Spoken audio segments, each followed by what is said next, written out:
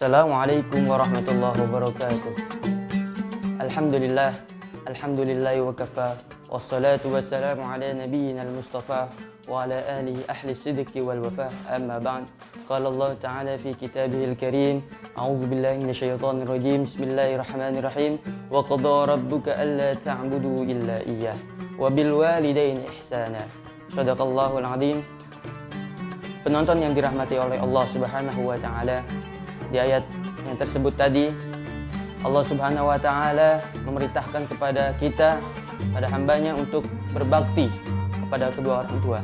Sebagaimana kisah tabi'in ya, yang hidupnya di sejaman oleh Rasulullah SAW tapi tidak pernah bertemu kepada Rasulullah SAW, yaitu seorang pemuda yang fakir, seorang pemuda yang pekerjaannya hanya penggembala kambing, yang mempunyai penyakit di tubuhnya, belang-belang, bajunya compang-camping, tetapi pemuda ini sangat istimewa. Pemuda ini sangat dikenal di penghuni langit.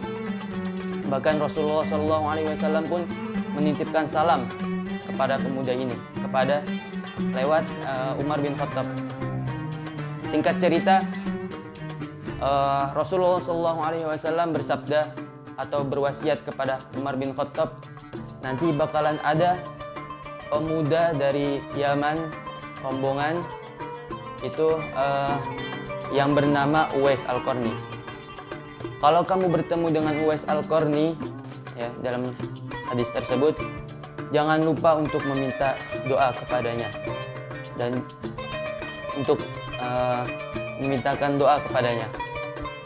Lantas Umar bin Khattab pun suatu hari teringat kepada wasiat Nabi tersebut. Ketika datang kafilah rombongan dari Yaman, itu Umar bin Khattab dan Ali bin Abi Thalib langsung bergegas menanyakan di mana keberadaan Uwais Al-Qarni.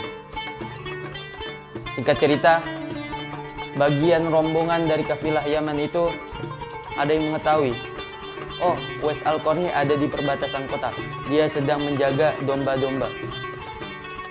Mendengar jawaban tersebut, Umar bin Khattab dan Ali bin Abi Thalib merasa kaget. Kok bisa pengembala domba tapi dapat salam dari Rasulullah dan dikenal oleh penghuni langit? Tanpa berpikir lama, Umar bin Khattab dan Ali bin Abi Thalib pun langsung bergegas perbatasan kota untuk menemui Uwais Al-Qarni. Singkat cerita, Uwais Al-Qarni ini ditanya oleh Umar bin Khattab, apa amalan kamu? Padahal kamu hanya orang biasa, tapi kamu terkenal di penghuni langit. Kata Uwais Al-Qarni, saya pemuda biasa. Saya pemuda biasa. Saya tidak terkenal. Saya hanya pemuda biasa, pemuda yang fakir. Tetapi kamu mendapatkan salam dari Rasulullah SAW. Singkat cerita, Uwais Al-Qarni ini mempunyai amalan, yaitu berbakti kepada kedua orang tua. Semua keinginan orang tuanya pasti dituruti oleh Uwais Al-Qarni. Satu permintaan yang agak berat, yaitu ibunya ini ingin pergi haji. Padahal ibunya ini sudah lumpuh, sudah tua, tetapi ingin pergi naik haji. Lantas Uwais Al-Qarni pun berpikir keras bagaimana caranya untuk bisa memberangkatkan haji untuk ibunya. Singkat cerita, Uwais Al-Qarni pun mempunyai ide untuk membeli seekor lembu, satu lembu, ya. Lantas membuat kandangnya itu di puncak.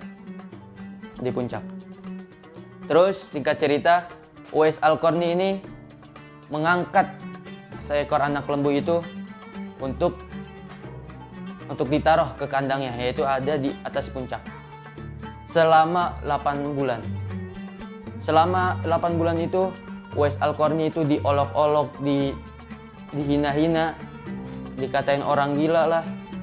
Bahwasanya anak lembu itu kok digendong Tapi Uwais Al-Qarni tidak pernah menghiraukannya. Uwais Al-Qarni hanya fokus untuk mengangkat seekor lembu itu. Singkat cerita, setelah 8 bulan Uwais Al-Qarni itu setelah sudah mengangkat anak lembunya dan badannya merasa kuat dan lembunya itu juga semakin besar, Uwais Al-Qarni langsung menggendong ibunya dari Yaman.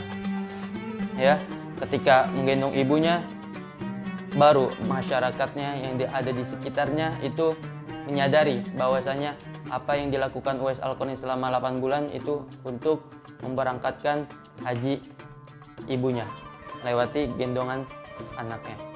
Begitu. Masya Allah subhanahu wa ta'ala. Masya Allah tabarakallah. Penonton yang dirahmati oleh Allah subhanahu wa ta'ala, mungkin banyak pelajaran yang bisa diambil oleh kisah Uwais Al-Qarni, yaitu tentang berbaktinya kepada kedua orang tua. Sungguhnya orang tua itu adalah wali yang paling keramat di dunia ini. Maka jangan sampai kita menangisi atau menyakiti hati kedua orang tua kita, terutama ibu. Mungkin sekian yang bisa saya sampaikan, kurang lebihnya mohon maaf. Wabillahi taufik wal hidayah, waridhati wal inayah. Wassalamualaikum warahmatullahi wabarakatuh.